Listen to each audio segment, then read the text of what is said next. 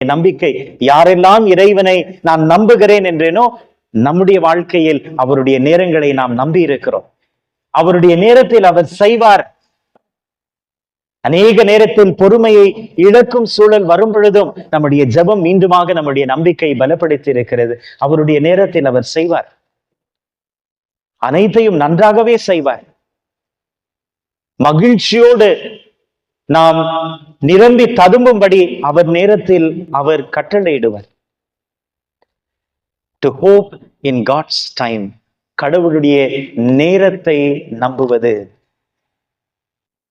இரண்டாவதாக எப்படி நாம் வெளிப்படுத்துகிறோம் என்று சொன்னால், கடவுளுடைய வாக்குறுதிகளை நம்புவது. கடவுளுடைய வாக்குறுதிகளை நாம் நம்புவது. கடவுளுடைய வாக்கு என்றுமே அழியாது. வானமும் பூமியும் அழிந்தாலும் என்னுடைய வார்த்தை அழியாது. எல்லா இறைவாக்கினர்களும் ஆண்டவருடைய வருகை பற்றி பேசினார்கள்.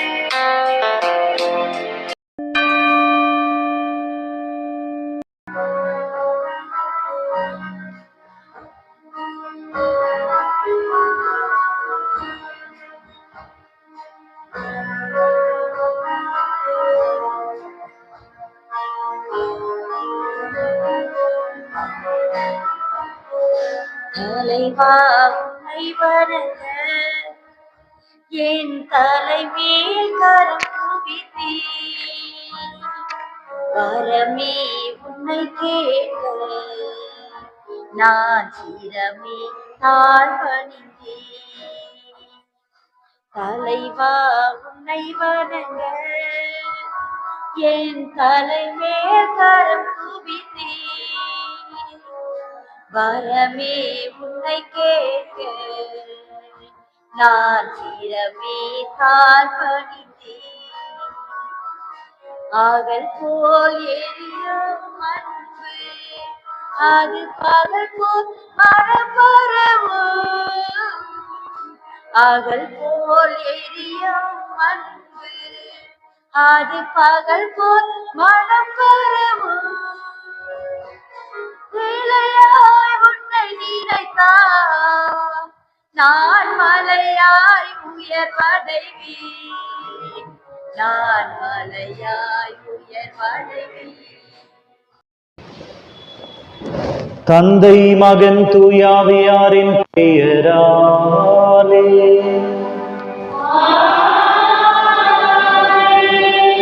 நம் ஆண்டவராகிய இயேசு கிறிஸ்துவின் அருளும் கடவுளின் அன்பும் தூயாவியானவருடைய நட்புறவும் உங்கள் அனைவரோடும் இருப்பதாக.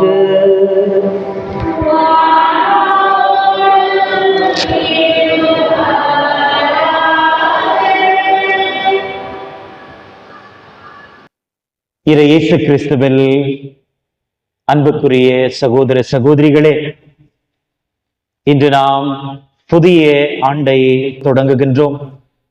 நம்முடைய வழிபாட்டின் புதிய ஆண்டு. நேற்றைய தினத்தோடு நாம் நம்முடைய வழிபாட்டு ஆண்டை முடித்து இன்று புதிய வழிபாட்டு ஆண்டை நமக்கு ஆண்டவர் கொடுத்திருக்கிறார்.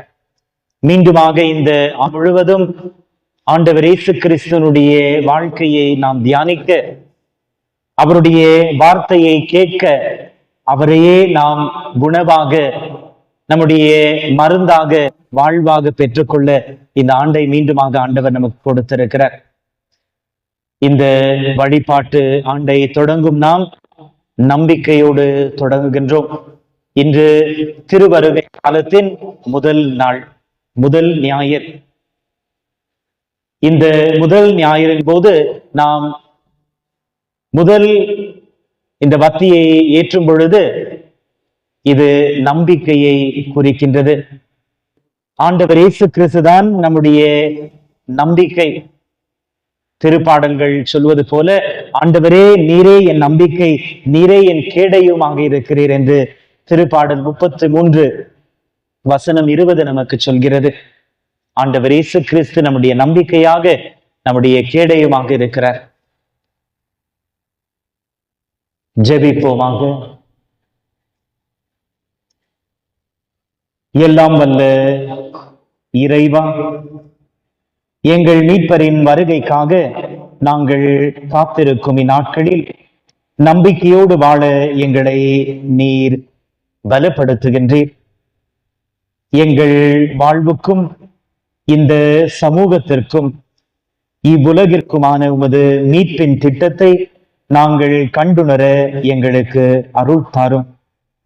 எங்கள் மீட்பும் மற்றும் நம்பிக்கையும் ஊற்றுமான எங்கள் ஆண்டவராகிய கிறிஸ்து வழியாக உம்மை மன்றாடுகின்றோம்.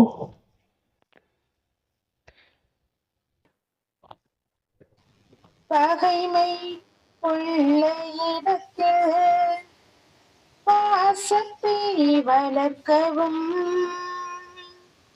பகைமை உள்ள இடத்தில் பாசத்தை வளர்க்கவும், வேதனை நிறைந்த மனதில் மன்னிப்பு வழங்கவும், கலக்கம் அடையும் வாழ்வில் நம்பிக்கை ஊட்டவும், அமைதியின் தூதனாய் என்னையே மாற்றும் நீ, அமைதியின் தூதனாய் என்னையே மாற்றும் நீ. முதல் வாரம், முதல் ஆண்டு, முதல் வாசகம். இறையரசின் முடிவில்லா அமைதியில் நாடுகள் அனைத்தையும் ஆண்டவர் ஒன்று சேர்க்கின்றார். இறைவாக்கினர் எசையா நூலிலிருந்து வாசகம். யூதாவையும் எருசலேமையும் குறித்து ஆமோச்சின் மகன் எசையா கண்ட காட்சி. இறுதி நாள்களில் ஆண்டவரின் கோவில் அமைந்துள்ள மலைகள் எல்லா மலைகளுக்குள்ளும் உயர்ந்ததாய் நிலைநிறுத்தப்படும். எல்லா குன்றுகளுக்குள்ளும் மேலாய் உயர்த்தப்படும். மக்கள் இனங்கள் அதை நோக்கி சாறை சாறையாய் வருவார்கள். வேற்று இனத்தார் பலர் அங்கு வந்து, புறப்படுங்கள், ஆண்டவரின் மலைக்கு செல்வோம், யாக்கோபின் கடவுளின் கோவிலுக்கு போவோம், அவர் தம் வழிகளை நமக்கு கற்பிப்பார், நாமும் அவர் நெறிகளில் நடப்போம் என்பார்கள். ஏனெனில் சீயோனில் இருந்தே திருச்சட்டம் வெளிவரும், எருசலேமில் இருந்தே ஆண்டவரின் திருவாக்கு புறப்படும். அவர் வேற்றினத்தாருடைய உங்கள் வழக்குகளை தீர்ப்பு வைப்பார், பல இன மக்களுக்கும் தீர்ப்பளிப்பார். அவர்கள் தங்கள் வாள்களை களைப்பை கொழுப்புகளாகவும் தங்கள் ஈட்டிகளை கருக்கு அறிவாள்களாகவும் அடித்துக் கொள்வார்கள். ஓர் இனத்திற்கு எதிராக மற்றோர் இனம் வாள் எடுக்காது. அவர்கள் இனி ஒருபோதும் போர் பயிற்சி பெற மாட்டார்கள். யாக்கோபின் குடும்பத்தாரே, வாருங்கள், நாம் ஆண்டவரின் ஒளியில் நடப்போம். இது ஆண்டவர் வழங்கும் அருள்வாக்கு.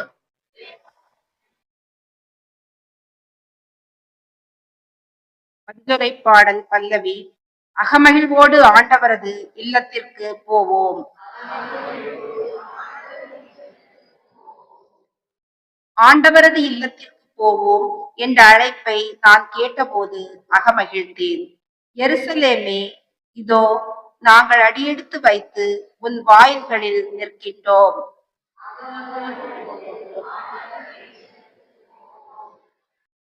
ஆண்டவரின் திருக்குலத்தார் ஆங்கே செல்கின்றனர். இஸ்ரேல் மக்களுக்கு இட்ட கட்டளைகளுக்கிணங்க ஆண்டவரது பெயருக்கு அவர்கள் நன்றி செலுத்த செல்வார்கள்.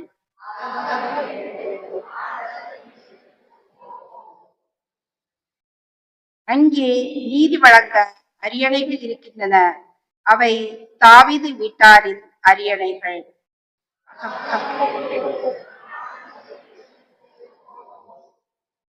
எருசலேமில் சமாதானம் நிலைத்திருக்கும்படி வேண்டிக் கொள்ளுங்கள். உன்னை விரும்புவோர் வளமுடன் வாழ்வார்களாக. உன் கோட்டைகளுக்குள் அமைதி நிலவுவதாக. உன் மாளிகையில் நல்வாழ்வு இருப்பதாக.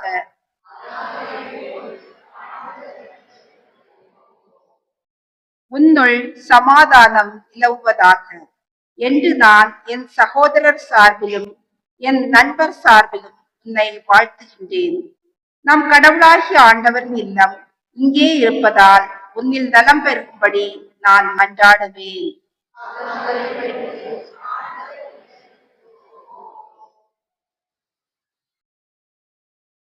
நமது மீட்பு மிக அண்மையில் உள்ளது. திருதூதர் பவுல் ரோமையருக்கு எழுதிய திருமுகத்திலிருந்து வாசகம். சகோதர சகோதரிகளே, இறுதி காலம் இதுவே என அறிந்து கொள்ளுங்கள்.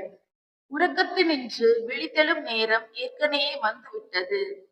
நாம் கிறிஸ்துவின் மேல் நம்பிக்கை கொண்ட போது இருந்ததை விட மீட்பு இப்பொழுது மிக அண்மையில் உள்ளது. இரவு முடிய போகிறது, பகல் நெருங்கியுள்ளது. ஆகவே இருளின் ஆட்சிக்குரிய செயல்களை களைந்துவிட்டு ஒளியின் ஆட்சிக்குரிய படைக்கலன்களை அணிந்து கொள்வோமாக. பகலில் நடப்பது போல மதிப்போடு நடந்து கொள்வோமாக. களியாட்டம், குடிவெறி, கூடா ஒழுக்கம், காமவெறி, சண்டை சச்சரவு ஆகியவற்றை தவிர்ப்போமாக.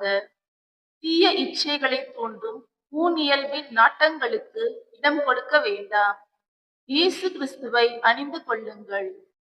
இது ஆண்டவர் வழங்கும் அருள்வாக்கு.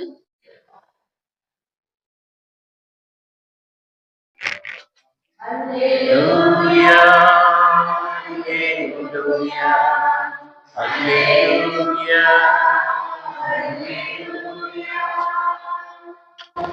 ஆண்டவர் உங்களோடு இருப்பாராக.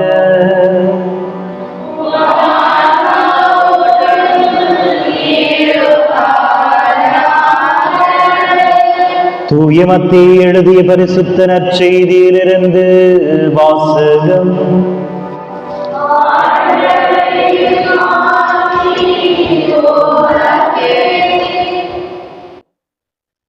அக்காலத்தில் மானிட மகன் வருகையை பற்றி இயேசு தம் சீடரை நோக்கி கூறியது.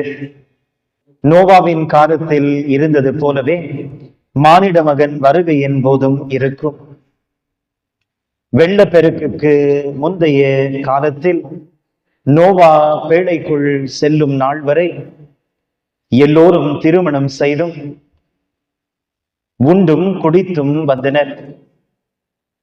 வெள்ளம் வந்து அவர்களை அடித்து செல்லும் வரை அவர்கள் எதையும் அறியாதிருந்தார்கள். அப்படியே மானிட மகன் வருகையின் போதும் இருக்கும். இருவர் வயலில் இருப்பர், ஒருவர் எடுத்துக் கொள்ளப்படுவர், மற்றவர் விடப்படுவர். இருவர் திரிக்கையில் மாவதித்துக் கொண்டிருப்பர், ஒருவர் எடுத்துக் கொள்ளப்படுவார், மற்றவர் விடப்படுவர். விழிப்பாயிருங்கள், ஏனெனில் உங்கள் ஆண்டவர் எந்த நாளில் வருவார் என உங்களுக்கு தெரியாது. இரவில் எந்த காவல் வேளையில் திருடன் வருவான் என்று வீட்டு உரிமையாளருக்கு தெரிந்திருந்தால் அவர் விழித்திருந்து தம் வீட்டில் கன்னமிட விடமாட்டார் என்பதை நீங்கள் அறியவில்லையா? எனவே நீங்களும் ஆயத்தமாயிருங்கள், ஏனெனில் நீங்கள் நினையாத நேரத்தில் மானிட மகன் வருவார்.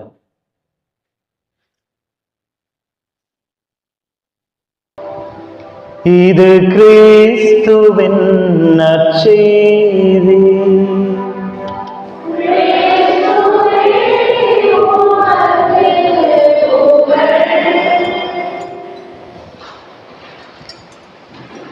இயேசு கிறிஸ்துவில் என் அன்புக்குரிய சகோதர சகோதரிகளே, அன்பு பிள்ளைகளே, திருவருகை காலத்தின் முதல் நாள் இன்று புதிய வழிபாட்டு ஆண்டை தொடங்கும் நாம் இந்த பாடலின் வழியாக ஆண்டவர் இயேசு கிறிஸ்துவை நம்முடைய உள்ளத்திலும் நம்முடைய இல்லத்திலும் வரவேற்போம். அனைவரும் என்னோடு சேர்ந்து பாடங்களை அழைக்கின்றேன். நெஞ்சத்திலே தூய்மையுண்டோ, இயேசு வருகிறார். நோருங்கொண்ட நெஞ்சத்தையே இயேசு அழைக்கின்றார். நெஞ்சத்திலே தூய்மையுண்டோ, இயேசு வருகிறார். நோருங்கொண்ட நெஞ்சத்தையே இயேசு அழைக்கின்றார். வருந்தி சுமக்கும் பாவம் நம்மை கொடிய இருளில் சேர்க்கும். வருந்தி சுமக்கும் பாவம் நம்மை கொடிய இருளில் சேர்க்கும். செய்த பாவம் இனி போதும், செய்த பாவம் இனி போதும். அவர் பாதம் வந்து சேரும், அவர் பாதம் வந்து சேரும். நெஞ்சத்திலே தூய்மையுண்டோ, இயேசு வருகிறார். நோருங்கொண்ட நெஞ்சத்தையே இயேசு அழைக்கிறார். அனைவரும் சிலுவையை பார்த்து பாடுவோம். நம்முடைய கண்களை திறந்து சிலுவையை பார்த்து பாடுவோம். குருதி சிந்தும் நெஞ்சம் நம்மை கூர்ந்து நோக்கும் கண்கள்.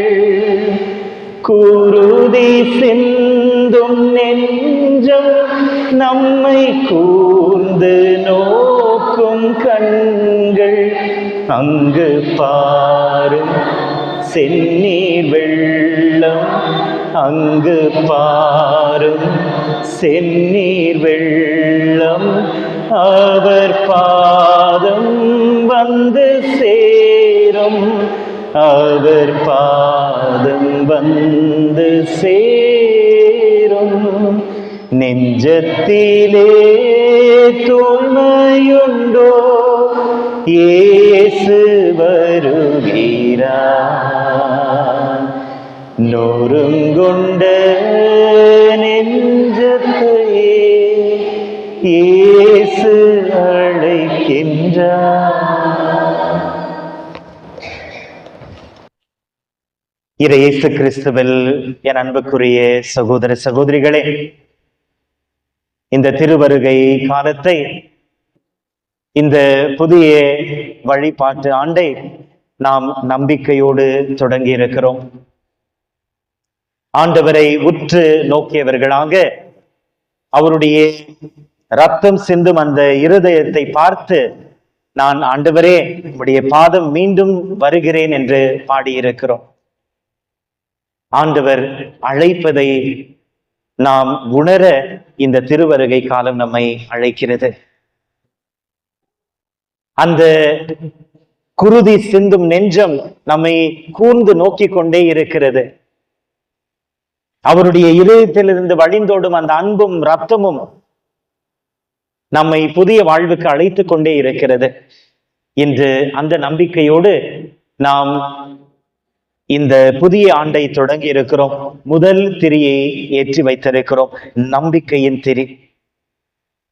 நாம் மீட்பின் வரலாறை பார்க்கும் பொழுது, தாய் திரு அவையின் வரலாறை பார்க்கும் பொழுது, நம்முடைய அனைவருடைய வாழ்க்கையிலும் யாரெல்லாம் இறைவனில் நான் நம்பிக்கை வைத்திருக்கிறேன், என்று உறுதியாக சொல்ல முடியுமோ, நம்முடைய நம்பிக்கையை நாம் 3 விதமாக வெளிப்படுத்திக் கொண்டே இருக்கிறோம். 3 சூழ்நிலைகளில் என்று சொல்லலாம், 3 பரிமாணங்களில் நம்முடைய நம்பிக்கையை நாம் வெளிப்படுத்திக் கொண்டே இருக்கிறோம். எப்படி அந்த 3 விதங்களில் நம்முடைய நம்பிக்கை வெளிப்படுகிறது? நாம் ஆண்டவரை நம்புகிறோம் என்றால் அந்த நம்பிக்கை இந்த 3 வழிகளாகத்தான் வெளிப்படுகிறது, உலகத்திற்கு தெரிகிறது. முதலாவதாக, ஆண்டவருடைய நேரத்தில் நாம் நம்பிக்கை வைப்பது. To hope in God's timing. To hope in God's timing. அவருடைய நேரத்தில் அவர் அனைத்தையும் சரியாக செய்வார். என்னுடைய நேரத்தில் அல்ல, அவருடைய நேரத்தில் அவர் அனைத்தையும் சரியாக செய்வார் என்று நம்பினேன் என்றால் என்னுடைய வாழ்க்கை சரியாக செம்மையாக நடக்கும். In his time he makes all things beautiful. நம்புபவர்கள் அவருடைய நேரத்தை நாம் நம்புவோம்.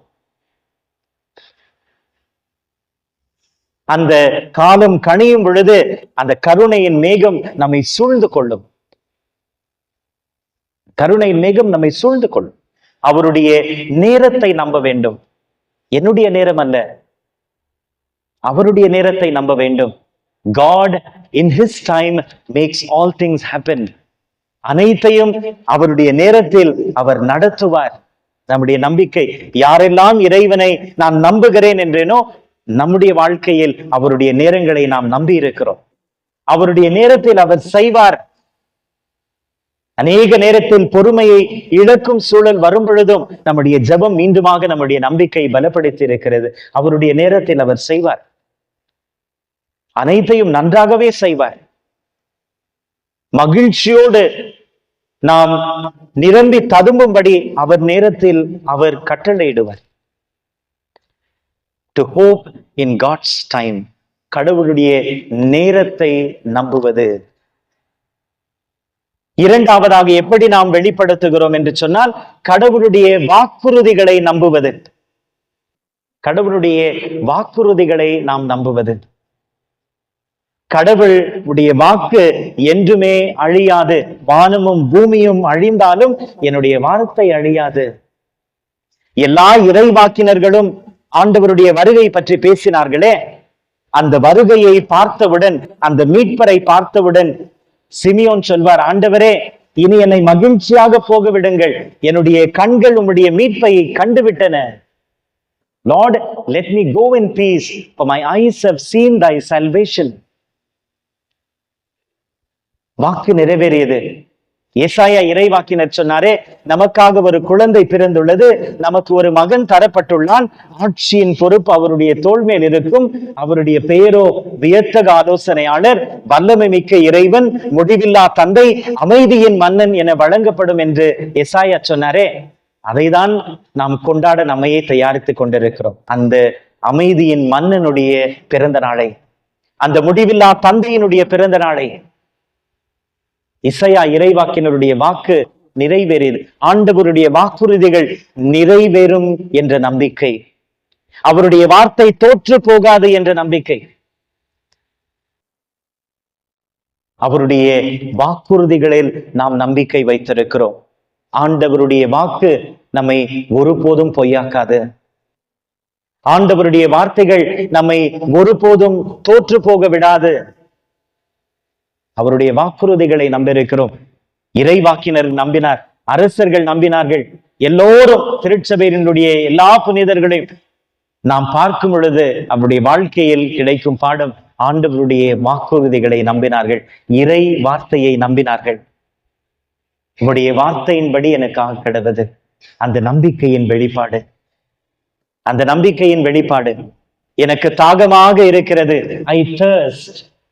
அந்த வார்த்தையை நம்பிதான் தன்னுடைய வாழ்க்கையே அவர் ஆண்டவர் முன் வைத்து விட்டார்.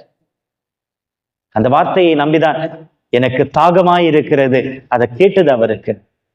அவருடைய வார்த்தையில் நம்பிக்கை, இது ஆண்டவருடைய வார்த்தை என்றுதான் நம்பினார். அவர்தான் என்னோடு பேசிக் கொண்டிருக்கிறார் என்று நம்பினார். இதோ புனிதராக நம் மத்தியில் இருக்கிறார்.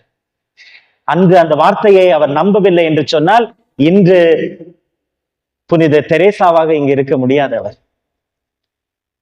அன்று நம்பினார். அவர் என்னோடு பேசிக் கொண்டிருக்கிறார், நான் நம்புவேன்.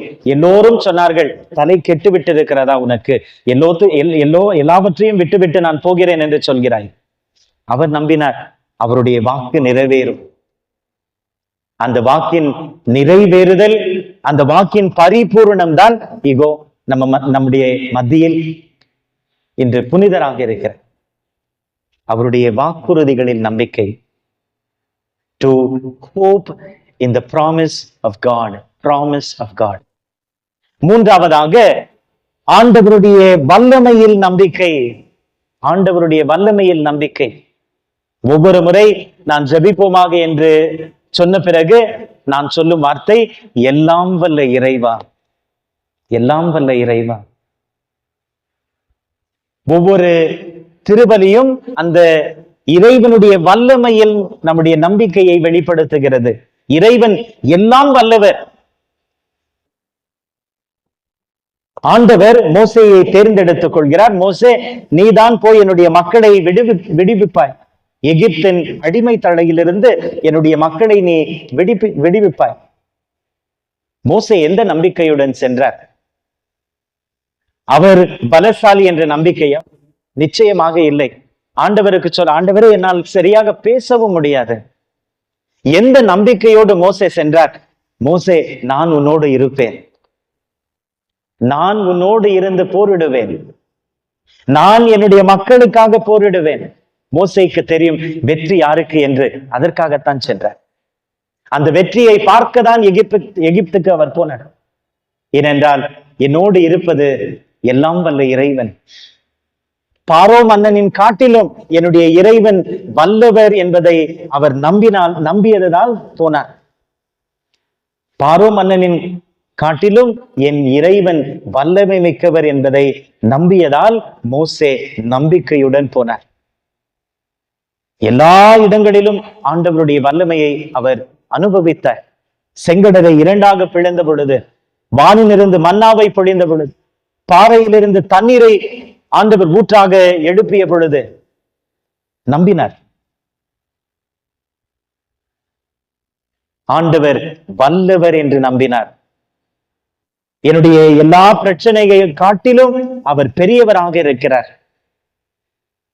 என்னால் என்னுடைய துன்பங்களை அவர் முன் வைக்கும் பொழுது எனக்கு உதவும் வல்லமை மிக்க இறைவனாக இருக்கிறார். இந்த நம்பிக்கை இந்த 3 விதங்களில் வெளிப்படுகிறது. To hope in God's timing, to hope in God's promise, to hope in God's power. ஆண்டவருடைய வல்லமையில் நம்பிக்கை. இரண்டாவதாக, இன்று வருகை காலத்தை நாம் தொடங்கி இருக்கிறோம். நாம் ஆண்டவருடைய வருகை பற்றி பேசும் பொழுது எத்துணை வருகை பற்றி பேசுகிறோம்? எத்துணை வருகை? எத்தனை விதங்களில் ஆண்டவர் வருகிறார்? 3 விதங்களில். நாம் எப்பொழுதுமே ஆண்டவருடைய முதல் வருகை, 2ஆம் வருகையை பற்றி பேசுகிறோம். ஆண்டவர் மீண்டும் வருவார், அவருடைய 2ஆம் வருகை. ஆனால் ஆண்டவர் நம்மை 3 விதமாக தேடி வருகிறார். The coming of Jesus in history.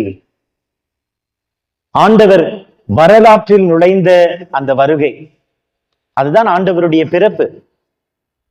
இந்த வருடம் ஆண்டவருடைய பிறப்பின் ஜூபிலியை நாம் கொண்டாடி கொண்டிருக்கிறோம். 2025 ஆண்டுகள் ஆண்டவருடைய பிறப்பின் ஜூபிலி. நாம் எத்தனை நினைத்தாலும் ஆண்டவருடைய பிறந்த நாளை தவிர வேறு எந்த பிறந்த நாளையும் உலகம் இப்பேற்பட்ட ஒரு ஆரவாரத்தோடு கொண்டாடுவதில்லை. மறக்க முடியாத ஒரு பிறந்த நாள் உலகமே கொண்டாடும். அவர் கிறிஸ்தவர்கள் அல்ல என்றாலும் கிறிஸ்துமஸை அறிந்திருக்கிறார்கள். கிறிஸ்துமஸை அறிந்திருக்கிறார்கள். ஒருவருடைய பிறப்பு 2025 ஆண்டுகள் கடந்தும் ஏதோ கடந்த வருடம் பிறந்தார் என்பதை போல நாம் மகிழ்ச்சியுடனும் ஆரவாரத்துடனும் துணிவுடனும் கொண்டாடுகின்றோம். எங்கேயும் பார்க்க முடியாது. எத்தனை நேரங்களில் உங்களுடைய இல்லங்களில் சண்டை நடக்கலையா? பொஞ்சாதியுடைய பிறந்த நாளை புருஷன் மறந்துட்டாரு நேற்றுன்னு.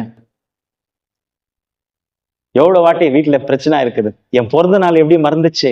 மறந்துடுறோம், நடக்குது. கணவருடைய பிறந்த நாளை நீங்கள் மறந்து விடவில்லை, பிள்ளைகளுடைய பிறந்த நாளை மறந்து விடுகிறோம். சில நேரத்தில் நம்முடைய பிறந்த நாள் மறந்து போகிறது.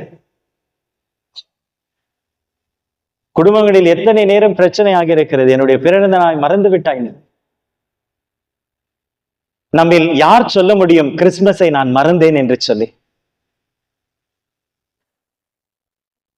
நமக்கு கருத்து தெரிந்த நாளிலிருந்து ஒரு நாளும் நாம் கிறிஸ்துமஸை மறந்ததே இல்லை. நான் என்னுடைய தாயாருடைய பிறந்தநாளை சில நேரத்தில் மறந்து விட்டிருக்கிறேன். ஆனால் நம்மில் ஒருவரும் அநேக நேரத்தில் அநேகருடைய பிறந்த நாளை நாம் மறந்திருக்கிறோம். நிச்சயமாக இல்லை என்று சொல்லவே முடியாது. ஒரு நாள் நான் காலை எழுந்து திருப்பலிக்கு ரெடியாக கொண்டிருந்த பொழுது என்னுடைய தாயார் என்னை கேட்டார், மக எங்க போயிருக்கிற? கோயிலுக்கு போயிருக்கிற? காலேஜுக்கு போலியா இன்னைக்கு? இல்லம்மா, கோயிலுக்கு போயிட்டு வந்துட்டு போறேன். ஏனென்றால் காலேஜுக்கு போகும்போது சீக்கிரம் போயிடுவேன், கோயிலுக்கு சாயந்தரத்துல போகும். அப்புறம் கோயில்ல இருந்து வந்த பிறகு நான் சொன்னேம்மா பிளஸ் பண்ணேன். ஏன் மக? இன்னைக்கு பிறந்த நாள்மா, மறந்துட்டுக்கிறாங்க. நடக்கிறது. ஆனால் நம்முடைய வாழ்க்கையில் நாம் மறக்க முடியாத ஒரு நாள். யார் சொல்ல முடியும்? கருத்து தெரிந்த அந்த நாளிலிருந்து நாம் ஒருவரும் கிறிஸ்துமஸை மறந்ததே இல்லை, மறந்ததே இல்லை. இறைவன் நம்மை தேடி வந்தார். நம்முடைய வரலாற்றில் அவர் வந்தார். அது முதல் வருகை. இரண்டாவதாக இறைவன் மறைபொருளாக வருகிறார். Jesus coming in mystery. First, Jesus coming in history. Second, Jesus coming in mystery. மறைபொருளாக வருகிறார். நற்கருணையில் வருகிறார், இறை வார்த்தையில் வருகிறார், நம்முடைய ஜெபத்தில் வருகிறார், நம்முடைய சகோதர சகோதரிகளில் இருக்கிறார். எப்பொழுதெல்லாம் நீங்கள் இதை உங்களுடைய சகோதர சகோதரிகளுக்கு செய்தீர்களோ அதை எனக்கே செய்தீர்கள், அங்கும் நான் இருக்கிறேன் என்று சொன்னார். அங்குதான் மதர் தெரேசா ஆண்டவரை பார்த்தார். அந்த நோயாளிகளிலும் தொழு நோயாளிகளிலும் அனாதைகளிலும் அகதிகளிலும் அவர் ஆண்டவரை பார்த்தார். அங்கும் ஆண்டவர் இருக்கிறார். அவர் மறைபொருளாக வருகிறார். Jesus coming in mystery. ஒவ்வொரு நாளும் வருகிறார். ரவீந்திரநாத் டேகோர் என்ற ஒரு கவிஞர் எழுதுவார், have you not heard his silent step, he comes, he comes, he ever comes. அவர் வந்து கொண்டே இருக்கிறார், உங்களுக்கு கேட்கவில்லையா என்று நம்மை பார்த்து கேட்கிறார். ஒவ்வொரு நாளும் இதுதான், அவர் வந்து கொண்டே இருக்கிறார். ஒவ்வொரு திருபலியிலும், அவருடைய வார்த்தையிலும், திருவருட் சாதனங்களிலும், நம்முடைய ஜெபத்திலும், நம்முடைய சகோதர சகோதரத்துவத்திலும் அவர் இருந்து கொண்டே இருக்கிறார். The coming of Jesus in mystery. The coming of Jesus in history, which is Christmas. The coming of Jesus in mystery, which is here. நம் மத்தியில். அதைதான் ஆண்டவர் சொல்வார், இறையாட்சி உங்கள் நடுவில் இருக்கிறது. இறையாட்சி உங்கள் நடுவில் இருக்கிறது. நான் உங்கள் நடுவில் இருக்கிறேன். எப்பொழுதெல்லாம் இருவர் மூவர் என்னுடைய நாமத்தில் ஜெபிப்பீர்களோ நான் இருக்கிறேன். மூன்றாவதாக, coming in majesty. Coming in history, coming in mystery, coming in majesty. அவர் வல்லமையோடு வருவது. வல்லமையோடு வருவது. நாம் பாடுகிறோம் அல்லவா, வான மேகங்களில் நீ வரும் அந்நாளில் வானோர்களோடு நான் உம்மை புகழ்வேன். அவர் வல்லமையோடு வருவார். இரண்டாம் முறை மாட்சியோடு வருவார். அது மாட்சியின் வருகை. முதல் முறை அவர் மனிதனாக வந்த பொழுது தன்னையே தாழ்த்தி வந்தார். அவர் மீண்டுமாக வரும் பொழுது இறைவனாக நடுத்தீர்ப்பவராக வருவார். மாட்சியோடு வருவார். மாட்சியோடு வருவார். அதைதான் ஆண்டவரே சொல்கிறார், வான மேகங்களில் மானிட மகன் வருவார், அதை நீங்கள் காண்பீர்கள் என்று சொல்கிறார். அது அவருடைய வருகை, இரண்டாம் வருகை என்று சொன்னாலும் அவர் மூன்றாம் விதத்தில் நம்மோடு வருகிறார். வருவார். ஏனென்றால் அவருடைய வாக்கு பலிக்கும். அவருடைய வாக்கு பலிக்கும். அவருடைய வாக்குறுதியில் நமக்கு நம்பிக்கை இருக்கிறது. நான் மீண்டும் வருவேன் என்று சொல்லி இருக்கிறார்.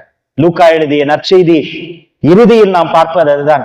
அப்போஸ்தலர்கள் விண்ணேற்றம் அடைந்த ஆண்டவரை பார்த்து கொண்டே இருந்த பொழுது இறை தூதர்கள் அப்போஸ்தலரிடம் சொல்வார்கள், ஏன் நீங்கள் வானத்தை அண்ணாந்து பார்த்து கொண்டிருக்கிறீர்கள்? எப்படி அவர்கள் கண்முன் ஏறி சென்றாரோ அதே போல மாட்சியுடன் அவர் மீண்டும் வருவார். மாட்சியுடன் மீண்டும் வருவார். The coming of Jesus in majesty. அவர் மகிமையோடு வருவது. அவர் நம்முடைய சரித்திரத்தில், நம்முடைய வரலாறில் வந்திருக்கிறார். மறை பொருளாக வந்திருக்கிறார். அவர் மாட்சியோடு மீண்டும் வருவார். மாட்சியோடு மீண்டும் வருவார். இந்த திருவருகை காலம் இந்த 3 வருகையையும் கொண்டாட நம்மை அழைக்கிறது. வெறுமனே ஆண்டவருடைய பிறப்பை மட்டுமல்ல, அவருடைய பிறப்பு, வருகை, அவருடைய இந்த சரித்திரத்தில் ஆண்டவர் வந்த அந்த நிகழ்வு, மறைபொருளாக ஆண்டவர் வருவது, மாட்சியோடு ஆண்டவர் வருவது, இந்த 3ஐயும் கொண்டாட நம்மை அழைக்கிறது. ஆகையால் இந்த திருப்பலியில் நாம் நம்பிக்கையோடு என்ன அந்த நம்பிக்கை? அவருடைய நேரம்தான் வெல்லும். நாம் எத்தனை முயற்சி செய்தாலும் என்ன செய்தாலும் ஆண்டவருடைய நேரம்தான் வெல்லும். அந்த நேரத்தில் நான் நம்பிக்கை வைக்க, அவருடைய நேரத்தில் அவர் அனைத்தையும் நன்றாக செய்வார். அவருடைய வல்லமையில் நம்பிக்கை வைக்க, அவருடைய வாக்குறுதியில் நம்பிக்கை வைக்க, இன்று மீண்டுமாக நம்பிக்கையோடு இந்த புதிய ஆண்டை தொடங்குவோம். இந்த புதிய ஆண்டு முழுவதும் ஆண்டவர் நம் நம்பிக்கையை பலப்படுத்தட்டும். அவருடைய வருகையை நாம் தினந்தோறும் திருப்பலியில் கொண்டாடுவோம். மகிழ்ச்சியாக இருக்கிறது உங்கள் அனைவரையும் இன்று பார்க்கும் பொழுது. ஏனென்றால் மழை வந்து கொண்டிருந்தாலும் நீங்கள் வந்திருக்கிறீர்கள். நான் ஆண்டவரை சந்திப்பேன் என்று சொன்னால் எந்த காரணமும் தடையாக நிற்காது. இந்த ஒரு உணர்வு, ஏனென்றால் அவரை நாம் மறைபொருளாக இங்குதான் பெற முடியும். அவருடைய உடலையும் இரத்தத்தையும் வேறு எங்கும் நமக்கு கிடைக்காது. இந்த பலிபீடத்திலிருந்து தான் நமக்கு கிடைக்கும். ஆகையால் ஒவ்வொரு வாரமும் அநேகர் நம்மில் ஒவ்வொரு நாளும் திருப்பலிக்கு வருகிறீர்கள். பெரிய ஆசீர்வாதம். ஆனால் ஒவ்வொரு வாரமும் அந்த இறைவனை நாம் சந்தித்து அவரை மறைபொருளாக நம்முடைய வாழ்க்கையில் ஏற்றுக்கொள்வோம். அவர் மாட்சியுடன் மீண்டும் வரும் பொழுது அவரை நம்பிக்கையோடு எதிர்கொள்வோம். அன்னைக்கு கரங்குவிப்போ அவர் அன்பை பாடிடுவோ,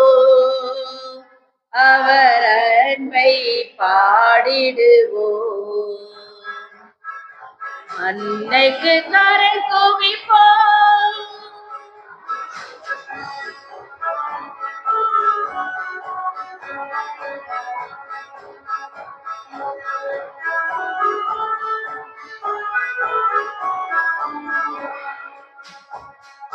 கன்னிமையில் இறைவன் ஒரு கொடுத்தார், அந்த முன்னவனின் அன்னை என திகழ்ந்தார். கன்னிமையில் இறைவன் ஒரு கொடுத்தார், அந்த முன்னவனின் அன்னை என திகழ்ந்தார். மனுக்குளம் வாழ்ந்திட பாதை படைத்தார், மனுக்குளம் வாழ்ந்திட பாதை படைத்தார். தினம் அவர் புகழினை பாடிடுவோம், அன்னைக்கு கரம் குவிப்போம், அவர் அன்பை பாடிடுவோம், அவர் அன்பை பாடிடுவோம்.